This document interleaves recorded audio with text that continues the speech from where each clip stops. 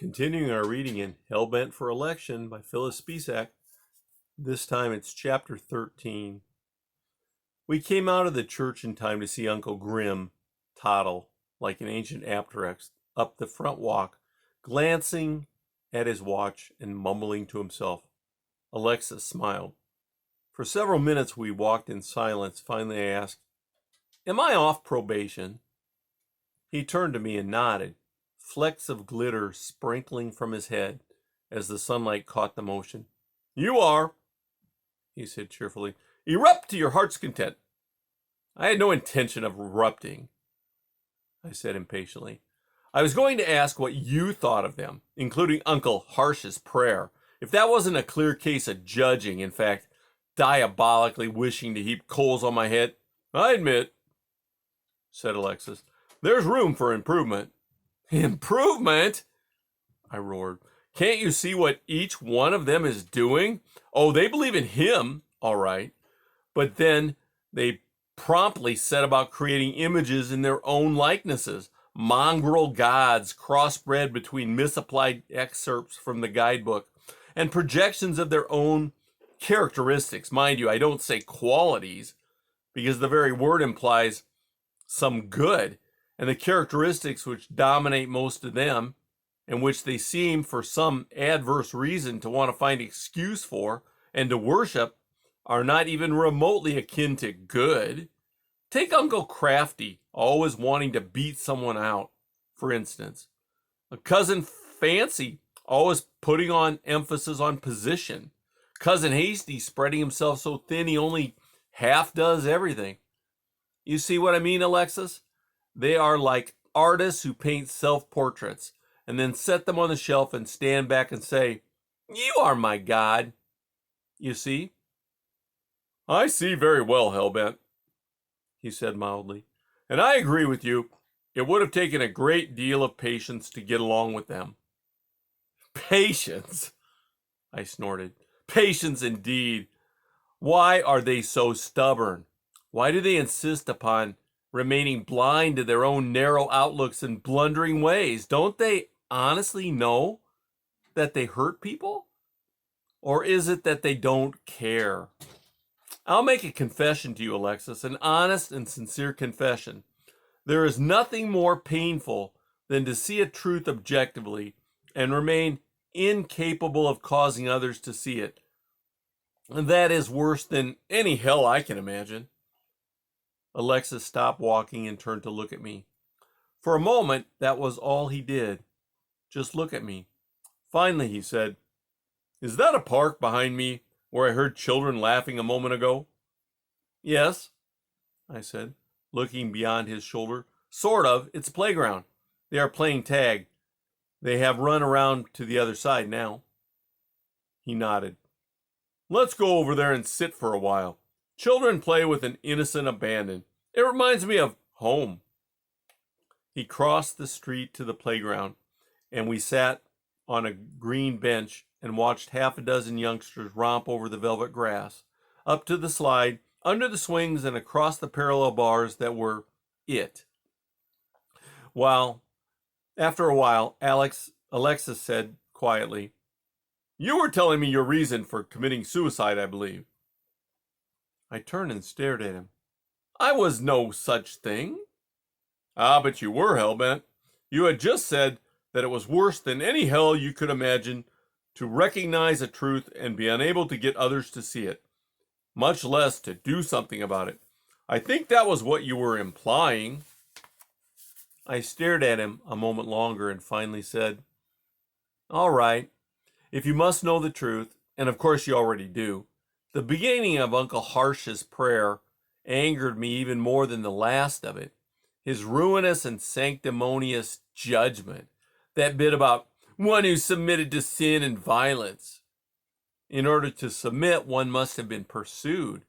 I was never pursued by sin, Alexis, except as it was personified in my parents' relatives. Violence did not pursue me, nor did I submit to it. On the contrary, I was the pursuer, and I invented the sin and violence. There. Is that what you wanted me to say?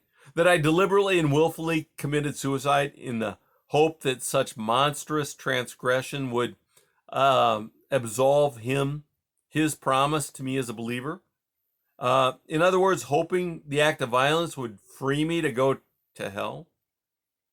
Alexis turned to me and smiled. Smiled? Alexis, I snapped, did you hear me at all? Of course, he said. I was just thinking how infantile your little rebellion was, rather like a 3-year-old who packs up to leave home because he does not like his brothers and sisters. I felt some of the starch go out of me. If you are implying that I didn't get far, you are of course quite right. Well, he said consolingly, the parents would not let the 3-year-old get far either. I got up impatiently. I was not a 3-year-old. I said, I was 40, and I was sick to death, literally to death, of believers purporting to be one thing and behaving quite another, ebbing further away from reality. He is the only real thing, you know. Alexis smiled gently. But you were willing to give up all that? Consummation more glorious than anything you could begin to imagine? For you had only come to the outer outskirts, Hellbent. You had not seen anything at all, really. You had only the assurance of having arrived, you know. Infinite happiness lies in store for you if... Oh, but how can I bellowed. The very proof is that it cannot lies in the fact that we are here, you and I, all this free will. If it is permissible for me, it is permissible for them. And they will be allowed to go right on blundering and interfering and dictating and thinking they are always right. But it does not work that way, Hellbent. Then how in the world does it work? And that's just it. It does not work in the world's way at all. But I'm not at liberty to tell you any more right now than you have already been told in the guidebook. It's all there, Hellbent. How can you know so many of the promises and not know them at all? How can you accept only part and reject the rest? In a way, you are very like the rest. I am not. I accept and adhere to more than they do. I know there are mysteries, but you cannot accept complete compatibility as one of the mysteries which will be resolved. I move back and forth. The children have gone home, Alexis. Shall we move on? Hellbent, he scolded. You are hedging. All right. Maybe if I could see, maybe if I could really know. But that is impossible. The first thing is to trust. If you can believe and accept and have got as far as the outer outskirts, I do not see why you cannot submit completely. Now that's earth logic, I snorted. That's like people saying, if you can believe in the first 3 verses of Genesis, you can believe everything else in the guidebook. And still people doubt some of the rest of it, don't they? The most important parts of it? Alexis sighed and got to his feet. I can see that we are up against a brick wall here. The only way you can know for sure, according to your way of thinking, that the happiness or compatibility, if you will, is infinite and sublime, is to see it for yourself. And the only way you can see it for yourself is to trust. Oh, sure. And by the time I find out that they're all running around filled with free will, the pearly gates will have clicked shut behind me. And there I'll be stuck with them. No, try not to be blasphemous, Hellbent, he said stiffly. And when you were the one, as I recall, who mentioned the fallen angels, there are ways out. I tried one, I reminded him. He smiled forgivingly. You tried the wrong one, Hellbent. You tried a mere physical revolt. But when I point out their sins of the spirit... Come along, Hellbent, he said, starting to walk away. I believe this is the street on which Della and her husband first lived. Perhaps you will point out the house to me. I believe you said you went to live with them at the age of 17 when Della married. Now you are hedging, I accused, following along after him. Quite right, he said, not pausing to glance at me. You see, I hoped we might have gotten to the crux of the thing. what with your seeing all the relatives together like that. But I realize now we shall probably have to go the whole way. So let us get back to the time of the whole smash up and disintegration of family life. You and your mother, you said your mother moved off with Thrill Chaser, and your father? Yeah, married a woman named Ill Fame. My mother moved south, my father moved west. And you never saw them again? No, I doubt that any of the relatives have either.